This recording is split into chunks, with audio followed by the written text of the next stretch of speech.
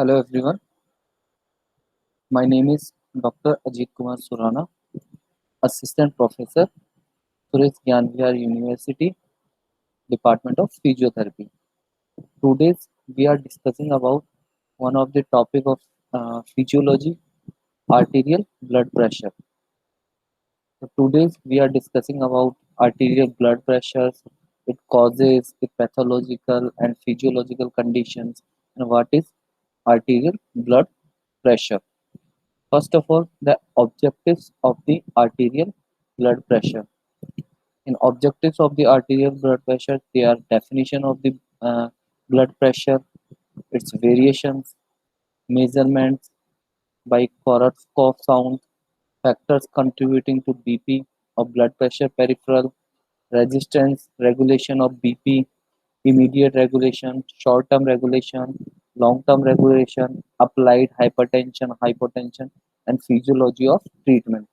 These are the objectives of the arterial blood pressure, definition of blood pressure, its variation, its measurement, Korotkoff sounds, factors that contributing to the blood pressure peripheral, resistance, regulation of BP, immediate regulation, short-term regulation, long-term regulation, applied hypertension, hypotension, and physiology of the treatment.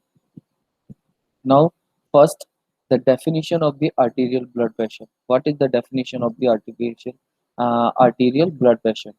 Arterial blood pressure can be defined as the lateral pressure that is exerted by moving column of blood on the wall of the arteries. So arterial blood pressure, it can be defined as the lateral pressure that is exerted by moving column of blood that is exerted by the moving column of blood on the walls of the arteries. This is called as the arterial blood pressure. The pressure that exerts when blood flow, the arterial blood pressure, or the pressure that is exerted when blood flows through the arteries. Generally, the term blood pressure refers to the arterial blood pressure. Generally, the term blood pressure is referred to the arterial blood pressure. Now the arterial blood pressure is expressed in four terms. It is expressed in four terms. First one is the systolic blood pressure. Second one is the diastolic blood pressure. Third one is the pulse pressure, and fourth one is the mean arterial blood pressure. So the arterial blood pressure or blood pressure is expressed in four terms. First one is the systolic blood pressure. Second one is diastolic blood pressure. Third one is pulse pressure, and fourth one is the mean arterial blood pressure. Now the significances of arterial blood pressure. To ensure the blood flow to various organs, we ensure the blood flow to the various organs play an important role in exchange of nutrients. They play an important role in exchange of nutrients and gases across the capillaries. They play important role in the exchange of nutrients and gases across the capillaries. They require to form urine. They require to form urine and required for the formation of the lymph. Now these are the significances of the arterial blood pressure to ensure the blood flow to the various organs. They ensure the blood flow to the various organs. They play an important role in the exchange of nutrients. They play an important role in the exchange of nutrients and gases across the capillaries. They require to form urine. They are required to form urine and required for the formation of the lymph. Now, first is the systolic blood pressure. Because arterial blood pressure is expressed in four terms. First one is the systolic blood pressure. Systolic blood pressure. Systolic blood pressure is defined as the maximum pressure that is exerted in the arteries during the systole of the heart. So maximum pressure in systolic blood pressure or systolic pressure is defined as the maximum pressure that is exerted in the arteries during systole of the heart. The pressure that is exerted in the artery during the systole of the heart. Now the normal systolic pressure is 120 mm Hg, that is 110 to 140 mm Hg. So this is mainly contributed by the force of heartbeat, and second, normal blood volume. It is uh, the systolic blood pressure is mainly contributed by the force of heartbeat, normal blood volume, cardiac output. Normal range is 100, 100 120 mm Hg or is 90 to 140 mmHg. Now, second one is the diastolic blood pressure. Diastolic blood pressure is the defined as the minimum pressure that is obtained defined as the minimum pressure that is obtained at the end of the ventricular diastole. Diastolic pressure means the minimum pressure that is obtained at the end of ventricular diastole is called as the diastolic blood pressure. Normal range of diastolic blood pressure is 60 to 90 mmHg. It represents a constant load on the arterial wall with little or no fluctuation at all. It mainly represents a constant load on the arterial walls. Represents a diastolic blood pressure represents a constant load on the arterial walls with little or no fluctuation at all. It is an index to the peripheral resistance. It is an index to the peripheral resistance and decided the filling of the coronary system. And it decided the filling of the coronary system. Now, third one is the pulse pressure. Pulse pressure denotes the difference between the systolic and the diastolic pressure. Pulse pressure, it denotes the difference between the systolic and the diastolic pressure. So, PP is equal to systolic blood pressure minus diastolic blood pressure is equal to 40 mmHg. Means 40 mmHg. Now, last one is the mean arterial blood pressure. Mean arterial blood pressure is the average pressure that exerted in the arteries. It is a average pressure that is exerted in the arteries. It is not the arithmetic mean of systole and diastole process. It is not the arithmetic mean of systolic and diastolic pressure. It is the diastolic pressure pulse one third of the pulse pressure. It is a diastolic pressure pulse one third of the pulse pressure. To determine the mean pressure, to determining the mean pressure, diastolic pressure is considered then the systolic pressure. To determining the mean pressure, diastolic pressure is considered then the systolic pressure because the diastolic period of the cardiac cycle is longer because the diastolic period of the cardiac cycle is longer than the systolic period. Now the normal mean arterial blood pressure is 90 mmHg, that is 80 plus 13 is equal to 93. Formula to calculate mean arterial blood pressure is diastolic pressure plus one third of the pulse pressure, that is diastolic pressure or one third of the pulse pressure.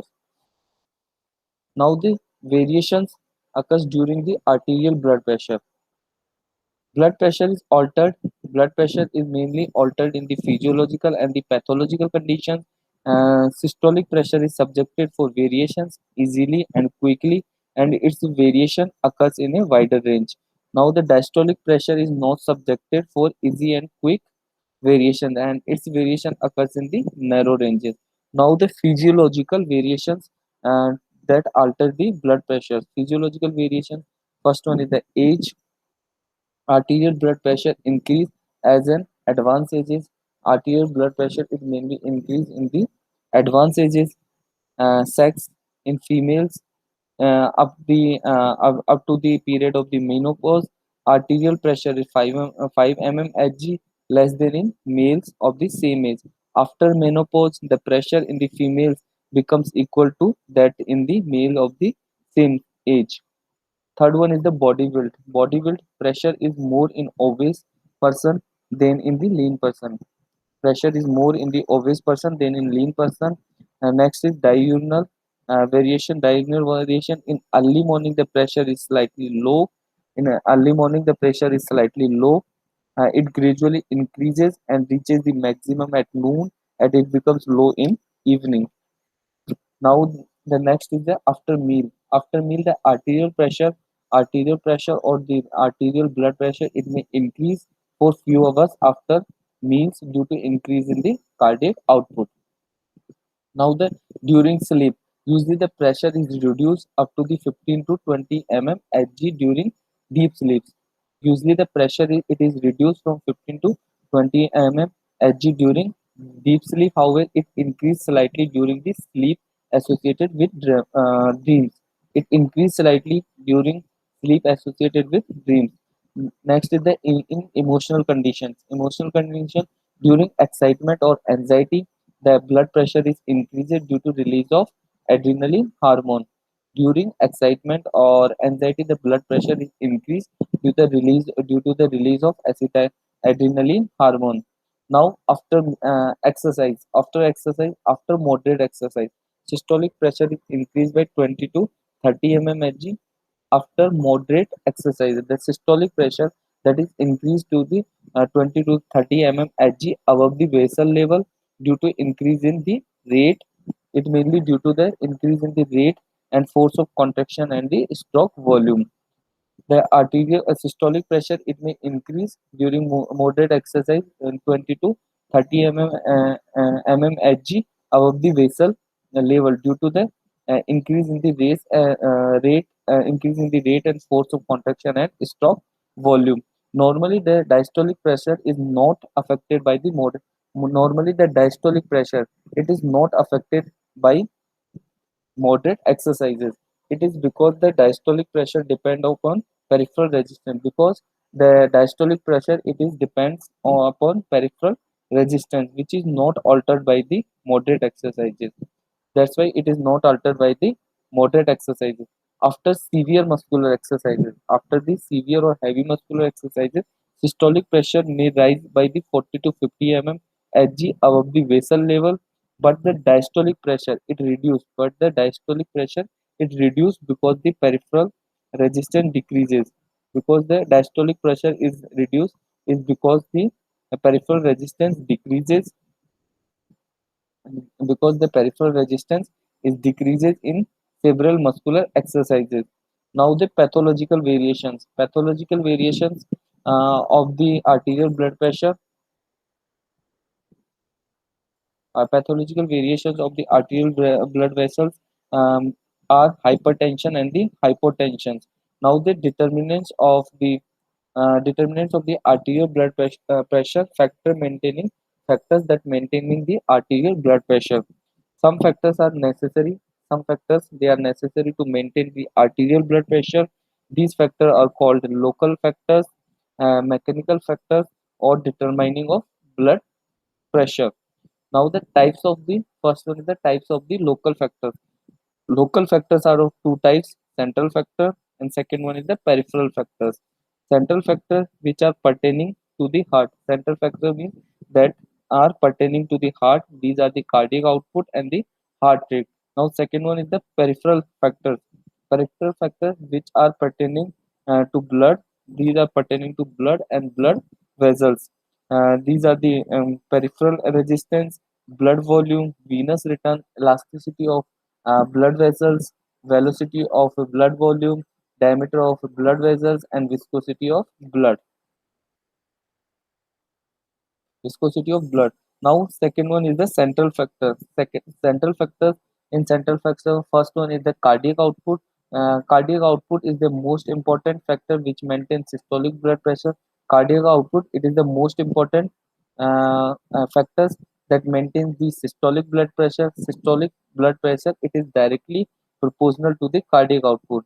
That's why the systolic pressure, it is directly proportional to the cardiac output. When the cardiac output increase, the systolic pressure is increased, and when the cardiac output is less, the systolic pressure is reduced.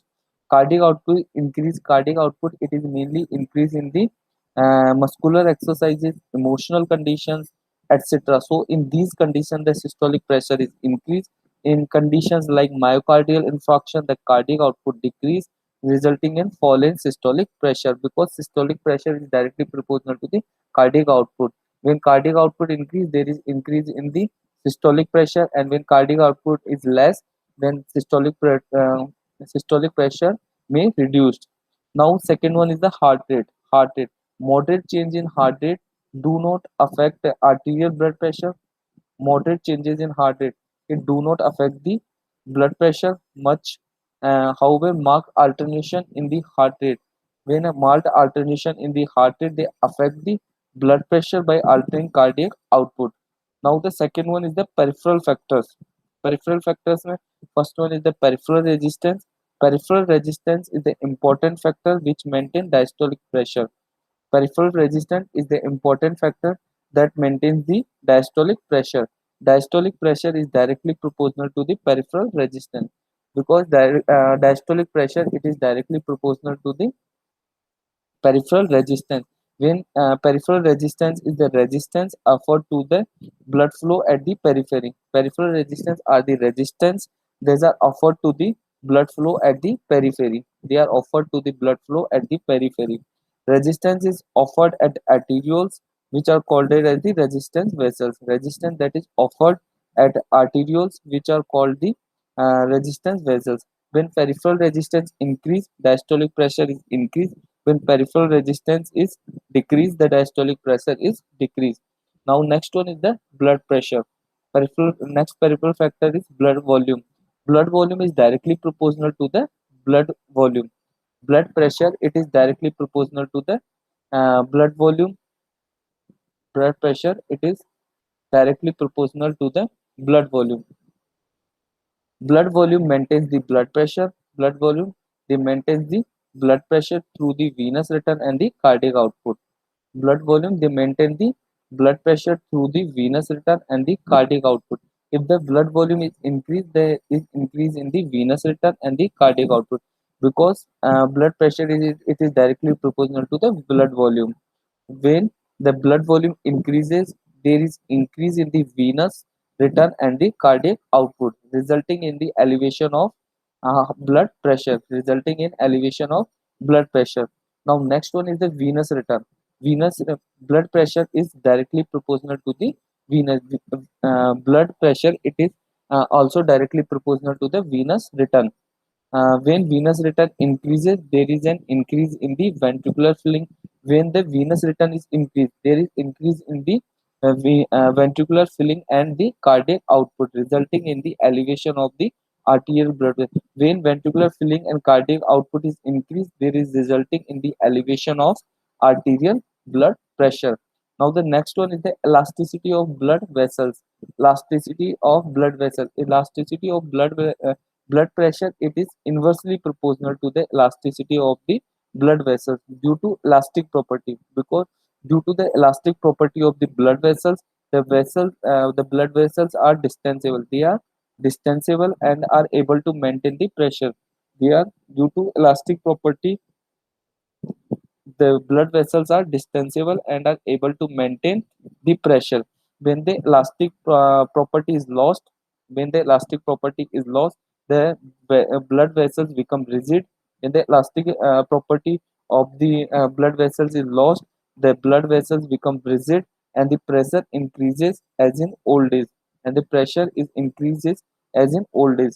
Deposition of the cholesterol, fatty acid, and calcium ion, they produce rigidity of the blood vessels and the atherosclerosis, leading to the increased blood pressure.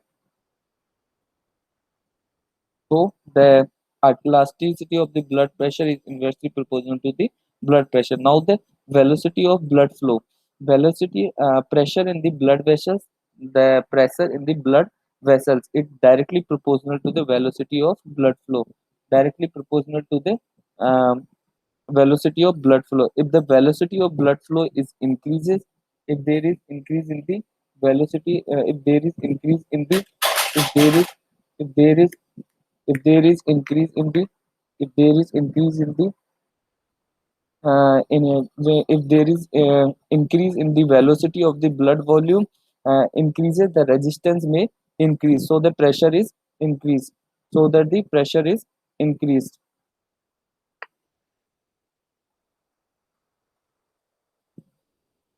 Now the next one is the diameter of blood vessels. Arterial blood pressure is inversely, arterial blood pressure, it is inversely proportional to the arterial blood pressure is, it is inversely proportional to the arterial blood pressure, inversely proportional to the diameter of blood vessels. If the diameter decreases, if the diameter decreases, the peripheral resistance increases, because the diameter of blood vessels, it is inversely proportional to the arterial pressure.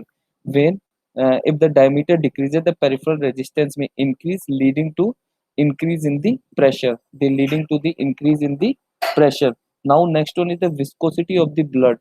Arterial blood pressure is directly proportional to the viscosity of blood, or arterial blood pressure, it is directly proportional to the viscosity of the uh, blood. When viscosity of the blood is increases, when the viscosity of blood it is increases, then the viscosity of blood increases, the friction resistance is increased, and this increase the pressure. Friction resistance is increased, and this increase the pressure. Now the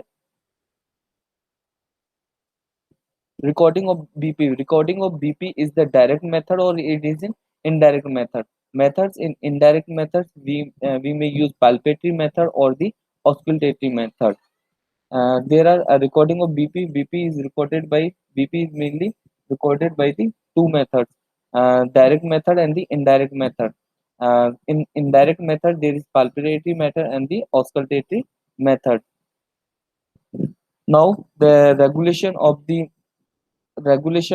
arterial blood pressure. Arterial blood pressure varies. Arterial blood pressure varies even under physiological condition. Arterial blood pressure, it varies under physiological conditions. However, immediately it brought back to the normal level because of the presence of well organized regulatory mechanism in the body. Because it back to the normal level because of the presence of well organized regulatory mechanism in the body has four regulatory mechanism. Body has mainly four regulatory mechanisms to maintain the blood pressure within normal limits. They are the nervous mechanism or short term regulatory mechanism. Second one is the renal mechanism or long term regulatory mechanism. Third one is the hormonal mechanism, and fourth one is the local mechanism. So now first one is the nervous mechanism for regulation of blood pressure or short term regulation. Nervous regulation is rapid among all the mechanisms. It is a nervous regulation. It is normal. It is rapid among all the mechanisms. It involved in the regulation of the arterial blood pressure. When the pressure is altered, when the blood pressure is altered, nervous system brings the pressure back to the normal within few minutes. When the pressure is altered, nervous system they brings the pressure back to the normal within few minutes. Although the nervous mechanism is quick in action, nervous mechanism it is quick in action, it operates only for a short period. It operates only for a short period, and then it adapts to the new pressure. It operates only for a short period, and then it adapts to the new pressure. Hence, it is called short term regulation. It is called as the short term regulation. The nervous mechanism regulating the arterial blood pressure. The nervous mechanism they regulating the arterial blood pressure through the vasomotor center. Nervous mechanism they regulating the arterial blood pressure operated through the vasomotor system. Now the next one is the vasomotor. Now what is vasomotor system? Vasomotor system include vasomotor system of nervous mechanism is include three components. These are the vasomotor center, vasoconstrictor fibers, and the vasodilator fibers. First one is the vasomotor center. Vasomotor center is the bilaterally vasomotor center is bilaterally situated in the reticular formation of the medulla oblongata. Vasomotor center are is bilaterally situated. Vasomotor center they are bilaterally situated in the reticular formation of medulla oblongata and the lower part of the pons. They are uh, they are bilaterally situated in the reticular formation of medulla oblongata and the lower part of the pons. Now the vasomotor center consists of three areas. They are consist of three areas. They are vasoconstrictor area, vasodilator area, and third one is the sensory area. Vasomotor centers they are consist of three areas. First one is the vasoconstrictor area, second one is the vasodilator area, and third one is the sensory area. Now first one is the vasoconstrictor area. Vasoconstrictor area is also called as pressure area. Vasoconstrictor area of the vasomotor center, it is also called as the pressure area. It is formed the lateral portion of the vasomotor center. It is mainly from the vasoconstrictor area. They form the lateral portion of the vasomotor center. Now the vasoconstrictor area, they send the impulse to the blood vessels through sympathetic vasoconstrictor fibers. Vasoconstrictor area, they send the impulse to blood vessels through the sympathetic vasoconstrictor fibers. So the stimulation of this area, so the stimulation of this area cause vasoconstriction. So stimulation of this area, they causes the vasoconstriction and rise in the arterial blood pressure. This area is also concerned with oscillation of heart. This area is also concerned with the oscillation of the heart. Now, second one is the vasodilator area. Vasodilator area is otherwise called as depressor area. Vasodilator area, it is otherwise called as depressor area. It is from the median portion of the vasomotor center. Vasodilator area, they form the median portion of the vasomotor center. These are this area suppresses the vasoconstrictor area. This area, they suppress the vasoconstrictor area. They suppress the vasoconstrictor area and causes vasodilatation. This area, they suppress the vasoconstrictor area and causes the vasodilatation. It is also concerned with cardio inhibition. This area is also concerned with the cardio inhibition. Now third one is the sensory area.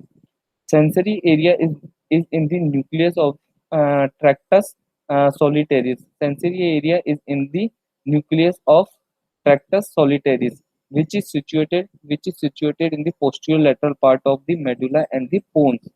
Sensory area is in the nucleus of tractus solitarius, which is situated in the posterior lateral part of the medulla and the pons.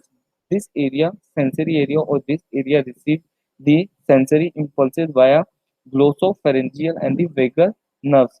This area, they receive the sensory impulses via cranial nerves, mainly the glossopharyngeal and the vagal nerves from the periphery, particularly from the baroreceptors. They receive the sensory impulses via glossopharyngeal and the vagal nerves from the periphery, particularly from the baroreceptors. Sensory area in turn control the vasoconstriction and vasodilator and areas. Sensory area in turn, they control the vasoconstrictor and the vasodilator area. Now second one is the vasoconstrictor fibers. Vasoconstrictor fibers belong to the sympathetic division of the autonomic nervous system. Vasoconstrictor area, they belongs to the sympathetic division of autonomic nervous system. These fiber causes vasoconstriction.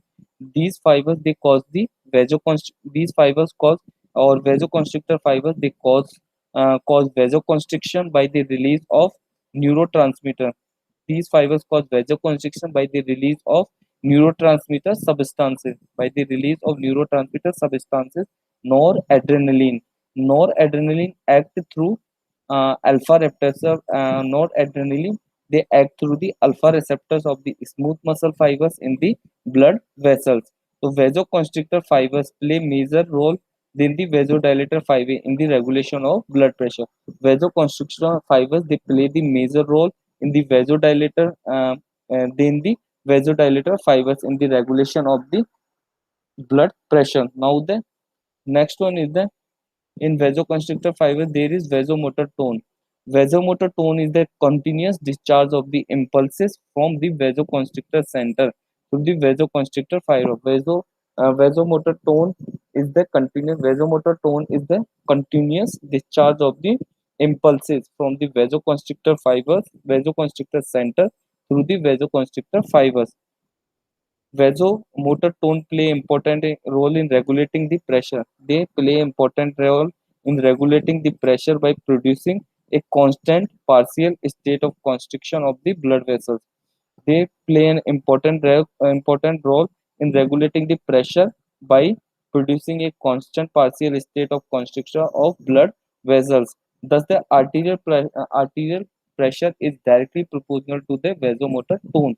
Vasomotor tone is also called as sympathetic vasoconstrictor tone or sympathetic tone. Now, third one is the vasodilator fibers. Vasodilator fibers are of three parts or three types. First one is the parasympathetic vasodilator fibers. Second one is the sympathetic vasodilator fibers, and third one is the antidromic vasodilator fibers. Vasodilator fibers are of three types: parasympathetic vasodilator fibers, sympathetic vasodilator fibers, and the antidromic vasodilator fibers. First one is the parasympathetic vasodilator fibers. Parasympathetic vasodilator fibers. Parasympathetic uh, Parasympathetic vasodilator fibers causes dilatation of blood vessels by releasing acetylcholine. Parasympathetic vasodilator fibers, they causes the dilatation of the blood vessels. They cause the dilatation of the blood vessels by release of acetylcholine hormone. Now, second one is the sympathetic vasodilator fibers. Sympathetic vasodilator fibers. Sympathetic vasodilator fibers, some of the sympathetic fibers cause some of the sympathetic vasodilator fibers causes the vasodilatations in certain area by secreting acetylcholine. Such fibers are called as sympathetic vasodilators or sympathetic cholinergic fibers. In sympathetic vasodilator fibers, some of the uh, sympathetic fibers, they causes the vasodilatation in the certain areas by secreting acetylcholine. Such fibers are called as sympathetic vasodilator or sympathetic cholinergic fibers. Sympathetic cholinergic fibers, which supplies the blood vessels of the skeletal muscles. Sympathetic cholinergic fibers that supplies the blood vessels of the skeletal muscles are important. They are important in increasing the blood flow to the muscles by vasodilatation. They are important in increasing the blood flow to muscles by vasodilatation or during conditions like exercises. Now, the sympathetic cholinergic vasodilator fibers form the important part of the vasomotor system. Sympathetic vasodilator cholinergic vasodilator fibers, they form the important part of the vasomotor system. Signals for the vasodilator fibers are arranged in the cerebral cortex. Now, the signals for the vasodilator fibers. Signals for the vasodilated fibers, they are generated in the cerebral cortex. Signals are relayed through the fibers. Then the signals are relayed through the fibers from cerebral cortex, to the lateral gray horn of the spinal cord via hypothalamus, midbrain, and medulla. In the in the spinal cord, these impulses these impulses activates the preganglionic. In the spinal cord, these impulses, they activate the preganglionic sympathetic fibers. These fibers in turn activate the postganglionic fibers. Postganglionic fibers causes the post postganglionic fibers, they cause the dilatation of blood vessels by secreting acetylcholine. Now, third one is the antidromic vasodilator fibers. Normally, the impulses Normally, the impulses produced by the cutaneous receptors, like pain receptors, passes through the sensory nerve fibers. They are passes through the sensory nerve fibers. But some of these impulses, they are passes through the other branches of the axon in the opposite direction, and they reach the blood vessels supplied by these branches. These impulses now dilate the blood vessels. These blood vessels now dilate the blood vessels. It is called the antidromic or axon reflection, and the nerve fibers are called the antidromic vasodilator fibers. So these are the regulation of the arterial blood pressure or the vasomotor system.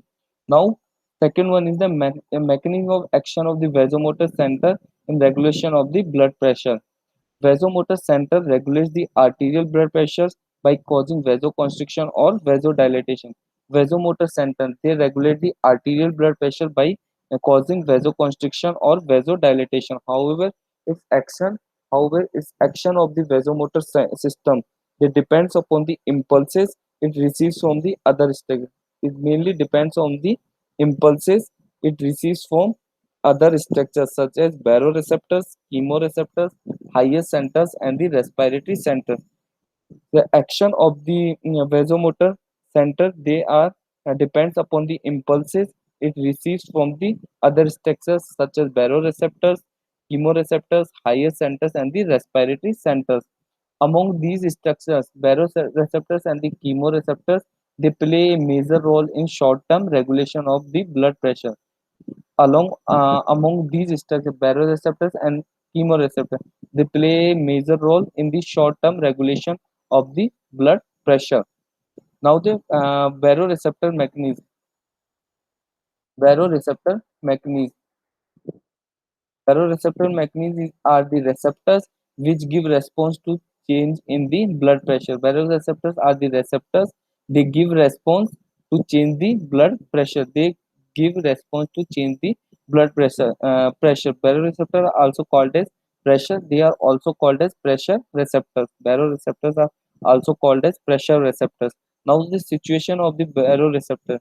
Situation of the baroreceptor. Baroreceptors are situated in the carotid sinus and wall of the aorta. Baroreceptors, they are situated in the carotid sinus and the wall of the aorta. Now, functions of the baroreceptors. They are the role of baroreceptors when blood pressure increases, role of blood pressure when blood pressure decreases. First one is the role of baroreceptor when the blood pressure increases. When arterial blood pressure rise rapidly, when arterial blood pressure it may rise rapidly, baroreceptors are activated and send. Then the baroreceptors are activated and they send the stimulating impulses to the nucleus of the tractus solitarius through glossopharyngeal and vagus nerve. When the arterial pressure it rise rapidly, now the vasoreceptors they are activated and they send stimulatory impulses to the nucleus of tractus solitarius through glossopharyngeal or the vagus nerves. Now the nucleus of tractus solitarius act on the both vasoconstrictor area and vasodilator area of the vasomotor center. Now the nucleus of tractus solitarius they act on the both vasoconstrictor area and the vasodilator area of the vasomotor center. It inhibits the vasoconstrictor area and exits the vasodilator area.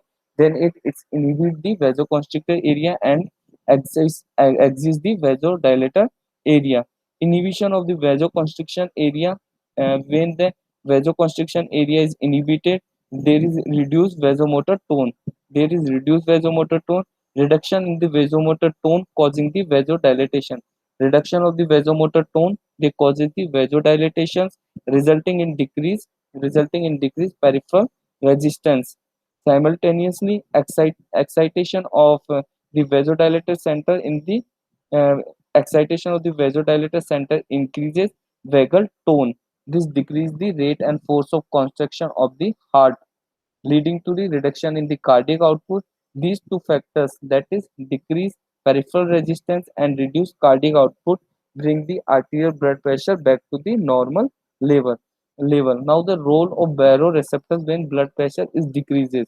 The fall in arterial blood pressure or the occlusion of the common carotid arteries when there is fall in the arterial blood pressure or there is occlusion of the common carotid artery, they decrease the pressure in the carotid sinus. Then they decrease the pressure in the carotid sinus. This causes inactivation of the baroreceptors.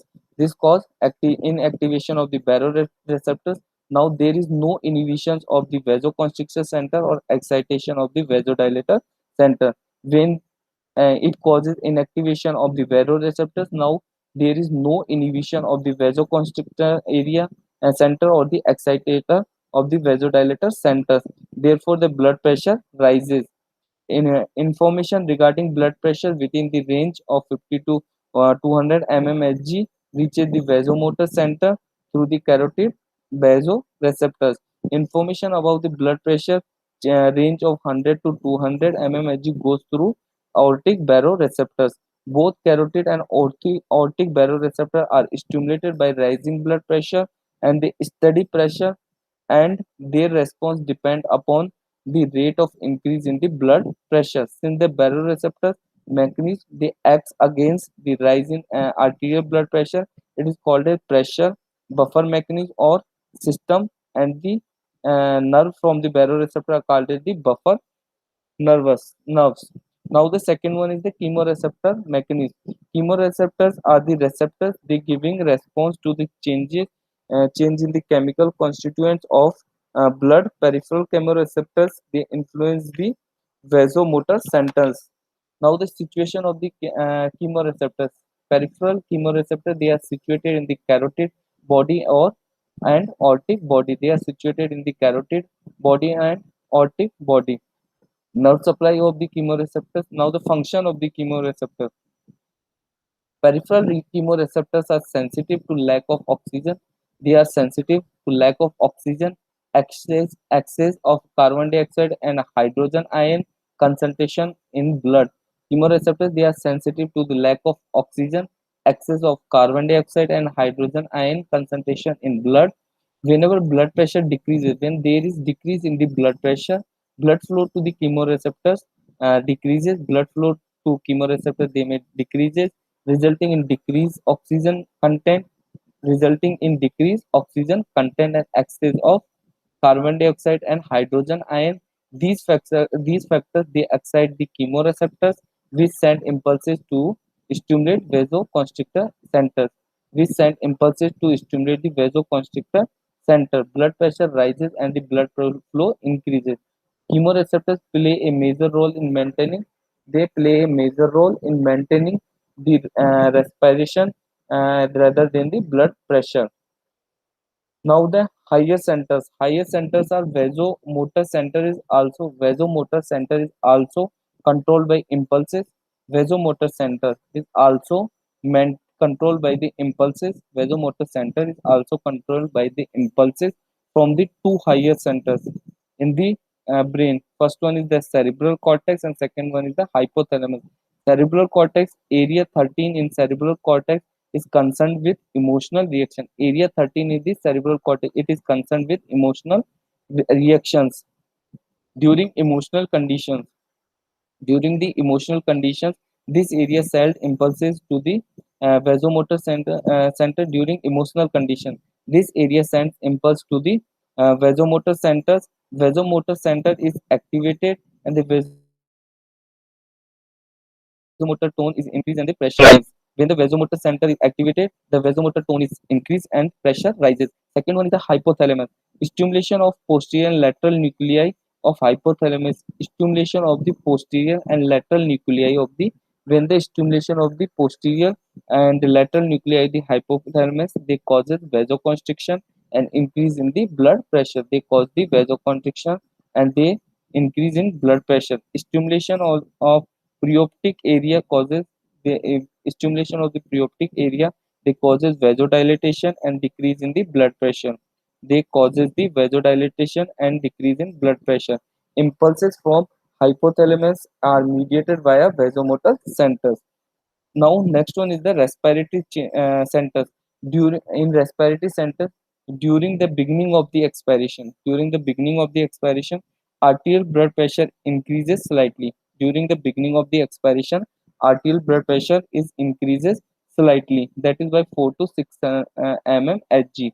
It decreased during the lateral part of it may be decreased during the lateral part of expiration and during inspiration. It decreased during the lateral part of expiration and during inspiration. It is because of the two factors. First one is the radiation of impulses from the respiratory center, radiation of impulses from the respiratory center towards vasomotor center at different phases of the respiratory cycle. And second one is the pressure changes in the thoracic cavity.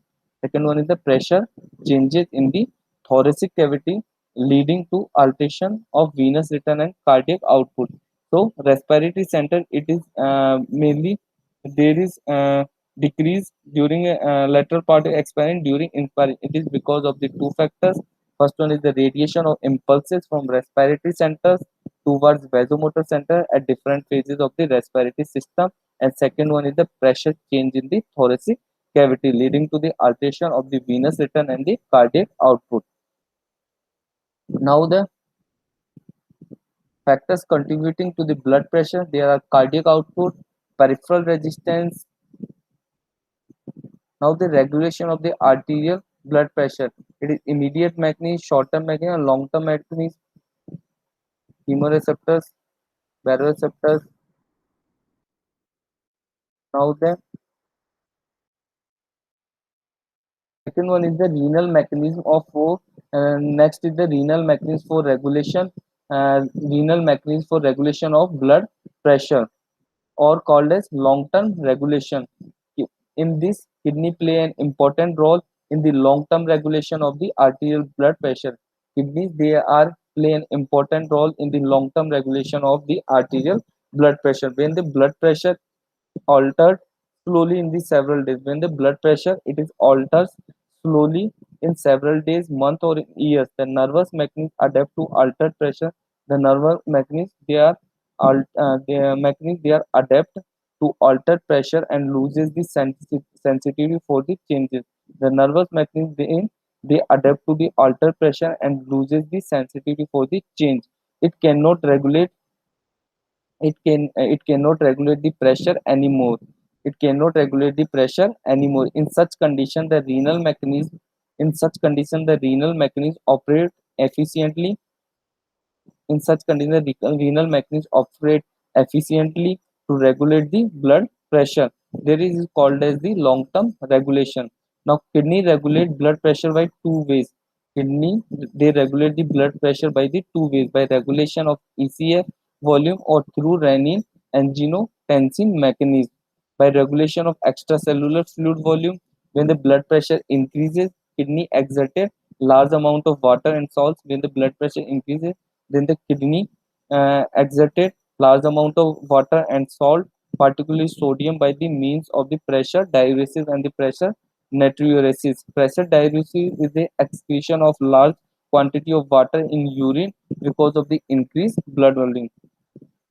Pressure diuresis means excretion of the large amount of water in urine because of the increased blood pressure. Even a slight increase in blood pressure doubles the water excretion. Pressure neutralizes is the excretion of large quantity of sodium in the urine.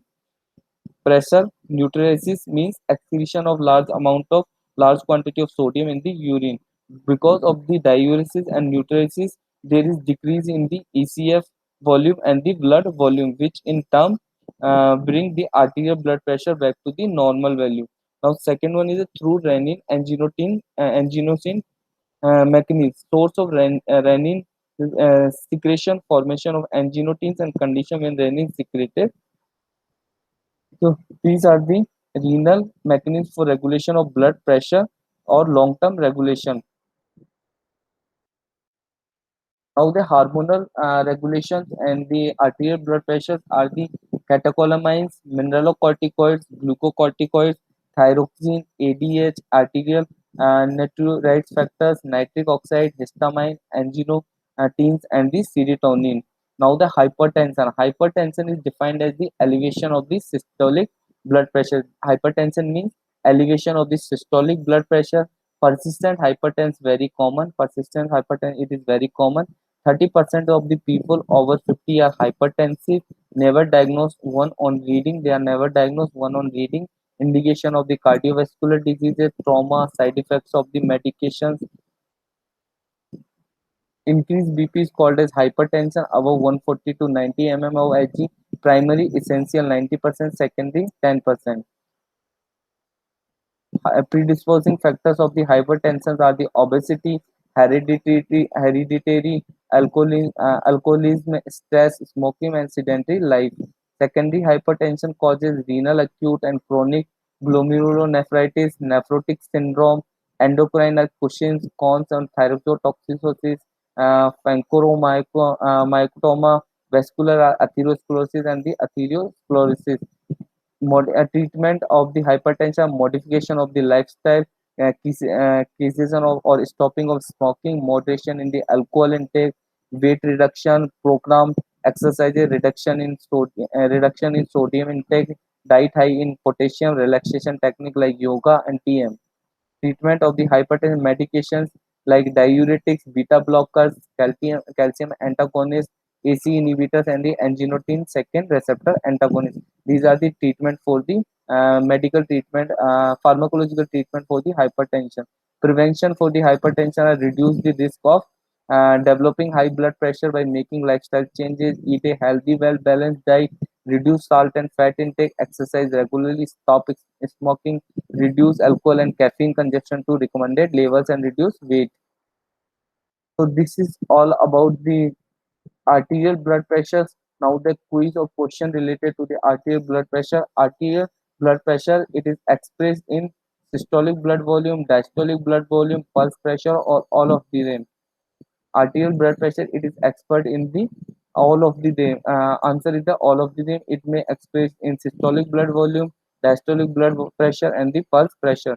Systolic blood pressure, it means maximum pressure that is exerted in the artery during systole of the heart, maximum pressure exerted in the artery during the diastole of the heart, pressure between the systolic and the diastolic pressure, or none. The answer is the maximum pressure that is exerted in the artery during the systole of the heart is called as systolic blood pressure. What is the definition of cardiac cycle? The contraction of the arteria, circulation of the blood in the heart, the contraction, relaxation of the ventricle is sequence of events that occurs during one complete heartbeat. The answer is it is a sequence of events that occurs during one complete heartbeat. What is the time period of the ventricular systole? It is 0.3, 0.3 seconds, 0.1 second, 0.4 4 second, and the zero point 0.5 second. The time period of the ventricular systole is 0.5 seconds. So this is all about the. Now the next question is the heart is made up of 3 layers, 4 layers, 5 layers, or 2 layers. Heart is mainly made up of the 3 layers. What is the time period of the isometric contraction period? The isometric time period for the isometric contraction period is 0.05 seconds. The answer is the B. Now the first heart sound is caused by a closure of the atrioventricular valves, closure of the semilunar valves, rushing of blood into the ventricles, and the contraction of the arterial musculature. First heart sound is caused during the contraction of the arterial musculature. Muscle fatigue is due to the accumulation of the carbon dioxide, lactic acid, creatinine, and phosphate, or none of them. Muscle fatigue, it is mainly due to the accumulation of the lactic acid. So this is all about the arterial blood pressures. Thank you.